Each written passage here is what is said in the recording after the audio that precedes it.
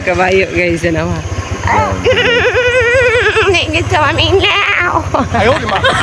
Ito pala yung video na matagal na nating na-imbak sa ating gallery, sa ating pang album at yun na nga, ngayon lang natin na-upload kasi sobrang taas. Sunday ito at kami ay nag-exercise dito sa Santo Niño, napakalayo at saka ito yung bago nilang daan na semento na dati hindi ito ganito. At ang taas-taas merong pasaka at saka panaog, ano bang tawag nun sa Tagalog? Siyempre dahil meron tayong kasama nagdala naman tayo ng cellphone kaya nagpa-video tayo, kunwari ba healthy lifestyle tayo dito. Saka napakataas talaga niyan guys. At sa sobrang taas din guys, naku hihingalin ka talaga at sasakit yung tuhod pag hindi ka sanay. Medyo social yung daanan dito kahit bukid na ito kasi pag gabi, pag dumaan ka dito wala talagang mga street lights. So ito lang yung nagsisilbing light na mga nagdadrive para meron silang direksyon na makita. At nung kami ay pauwi, nadaanan namin tong isang tilapia farm. Nakita namin papalabas yung may-ari. Kinausap namin na pwede ba kaming tumingin at mag-video sa kanilang area. Sabi niya, oo, pwedeng pwede. At iyon na nga, nakapasok na tayo dito. Maliit yung kanyang daanan. Kung ikaw ay galing sa kalsada, hindi mo makikita na meron palang daanan kasi nga sobrang liit niya.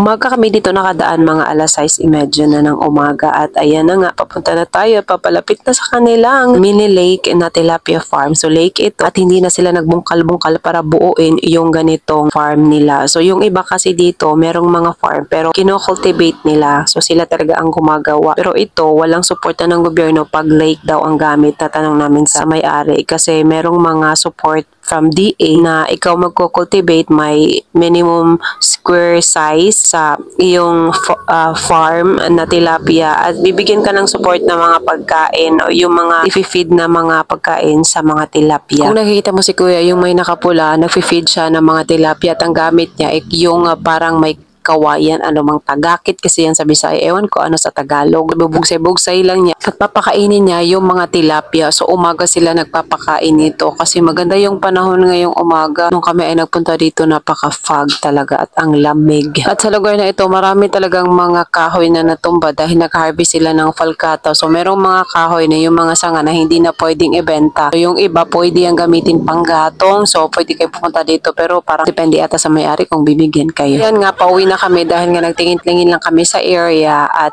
sa mga gusto palang bumili ng mga tilapia nila ay binibenta nila yan ni Kuya. So sasabihin nyo lang, magtatanong lang kayo kasi hindi naman masyadong marami yung mga bahay-bahay dyan at alam naman nila kung sino may-ari. Magtatanong lang kayo kung may-ari ng tilapiahan at saan pwede makabili. So napakamura ng kanilang tilapia guys, for only 150 pesos ang per kilo. At siya, pwede na kayong bumili dito. Yan po yung daanan. Ayan, yung daan papuntang San Juan at sa kabila naman papuntang Bayugan City. Ayan, sa mga gustong pumunta at bumisita dito sa kanilang lugar. Ang lugar na ito ay matatagpuan sa kilometro 11 at katabi lang talaga siya ng kalsada so madali lang siya makita.